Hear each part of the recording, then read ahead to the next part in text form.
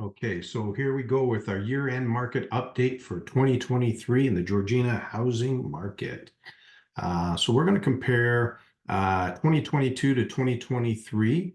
And I mean, you can take a look at what the numbers are telling us. It's not rocket science here, people, but I think you might be a little bit surprised at what we're seeing, but not overly surprised. But there's definitely some points that we're going to bring to you when we wrap this all up at the end. So number of sales year over year in 2022, we had a 744 sales total in Georgina, and in 2023 we had 611. So down a little bit there. Number of new listings year over year in 2022 we had 1,657, and in 2023 we had 1,483. So there again, a little bit of a downward slide that you can see there. Average days on market. So all of 2022, we had 17 days on market, and in 2023, we had 22. So that's trending upward a little bit. So that's showing us that, it's taken a little bit longer to get houses sold. So these numbers are for houses that actually were on the market and sold. Okay. So obviously, if you've got a house that's been on the market for 3 months and it hasn't sold, we're not taking those numbers into account into this one. These are actual houses that sold and how long they're taking to sell if they're priced properly in the market. And we have the average average sale price for 2022. Look at that number, $973,973. How's that for a number for your year-end number?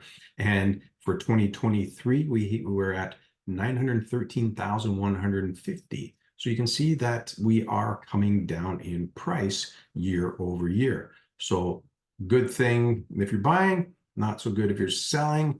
Not a crazy amount in there, but definitely something going on in the market. So what is happening to the real estate market in Georgina? Well, what this is showing us is that the price of houses are coming down in Georgina, 6.3% actually year over year. There are less sales occurring, and it's taking longer for the houses that are selling to sell, and that the interest rate has played a large role in what we're seeing happening in the market today. So what does this mean going forward in 2024? Well, what appears to be happening is that most people that do not have to sell are sitting back and waiting to see what is going to happen with the interest rate. All right. So now, is this a smart thing to do? Well, everyone is different when it comes to buying and selling real estate, and each situation should be looked at from many different perspectives to determine if now or waiting is the best approach. The biggest factor is what is going to happen with the interest rate, and how will that factor into the decision making by the average home owner. Now, most people are sitting with a good interest rate.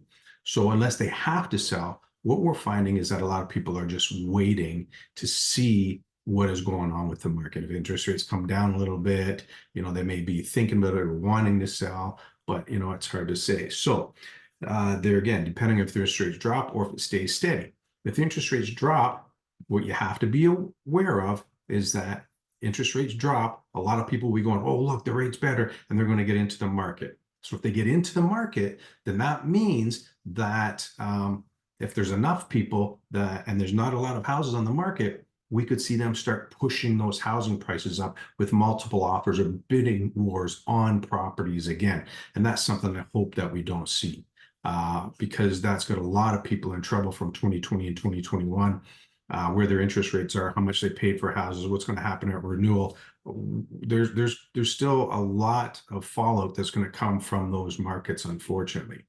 Now, as I said before, most people are waiting to see, but be careful, because there again, like I just said, if interest rates drop and a lot of people get into the market, it could potentially push housing prices up again. So you may want to actually get into the market now if you're going to end up having to pay a higher interest rate upon renewal or whatever's going to happen, or you're just coming into the market and that is what it is and you have to deal with it.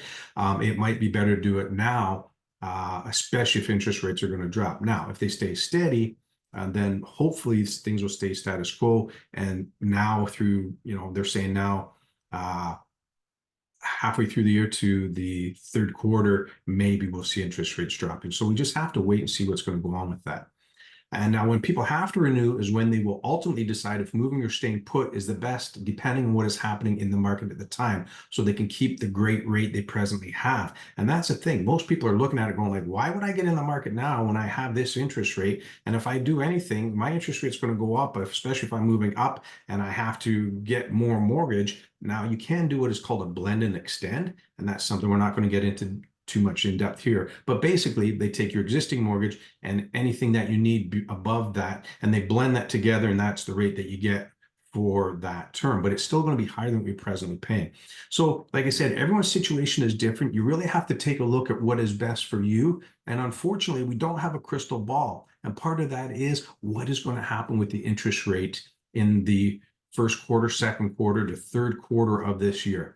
I'm really hoping that things stay status quo, that we continue on with this trend of getting back to a normal market for both buyer and seller, and that the craziness stops, and that people can stop having to worry about if they're going to be able to afford living in their houses or not, because that's going to be happening to a lot of people because of the fallout from, like I said, 2020, 2021, when they got into paying those crazy prices for properties. And then they got it with a really good rate. And then when it goes to renew, we've seen people go from $2,700 a month to over $6,000 a month in their mortgage because of the, unfortunately, listening to people that were just worried about making a sale and not necessarily worrying about them financially down the road. So we hope that doesn't happen to you and you're not one of them, but there's still some things to consider and to take into account. And if you have any questions at all and you're not sure of what's going on or what's best, we're always here to help out. So reach out to us at thewardteam.ca. You can get there, send us a message through that, contact us through our contact page, and one of our great realtors will get back to you as soon as they possibly can. Anyways, enjoy, and here's to a fabulous 2024 for everybody. Take care.